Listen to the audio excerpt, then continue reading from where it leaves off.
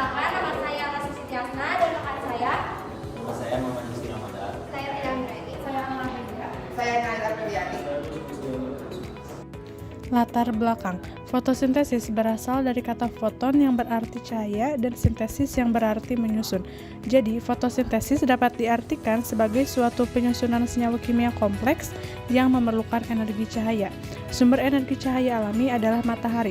Proses ini dapat berlangsung karena adanya suatu pigmen tertentu dengan bahan CO2 dan H2O sebagai suatu proses pembentukan karbohidrat dan oksigen yang dilakukan sel-sel yang berklorofil dengan adanya cahaya matahari.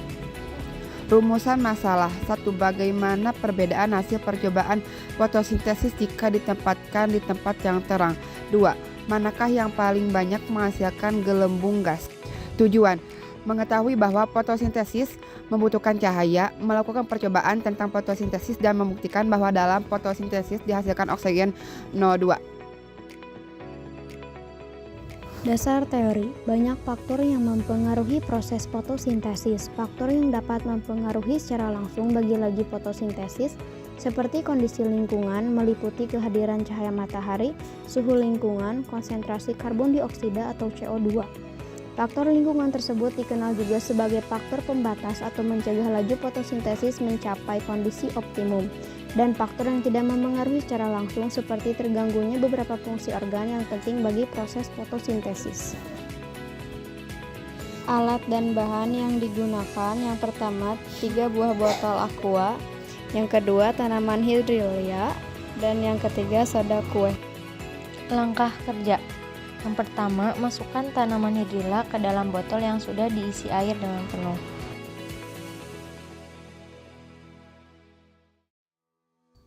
Yang kedua, tambahkan soda kue secukupnya ke dalam botol ketiga. Ketiga, kocok botol yang sudah ditambahkan soda kue.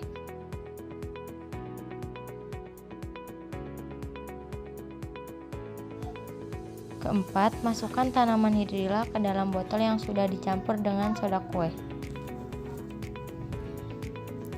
Kelima, tutup botol lalu amati apa yang terjadi setelah didiamkan. 6. Simpan tanaman hidrilla pada air biasa dan hidrilla pada air soda kue di bawah sinar matahari. Lalu, tanaman hidrilla pada air biasa yang botol kedua disimpan juga di tempat yang teduh.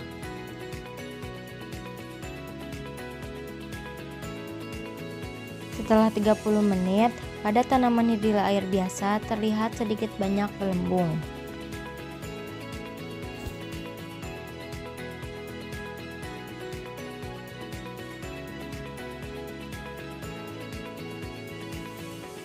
Tanaman hidrilla pada air soda kue terlihat banyak gelembung.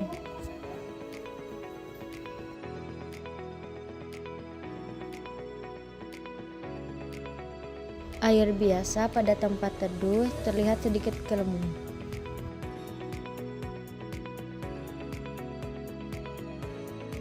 Kesimpulan, fotosintesis menghasilkan oksigen. Faktor yang memengaruhi hasil fotosintesis adalah cahaya matahari dan karbon dioksida. Saran, sebaiknya waktu pengamatan diperpanjang untuk mendapatkan hasil yang lebih signifikan dan akurat. Sekian dari kelompok kami. Wassalamualaikum.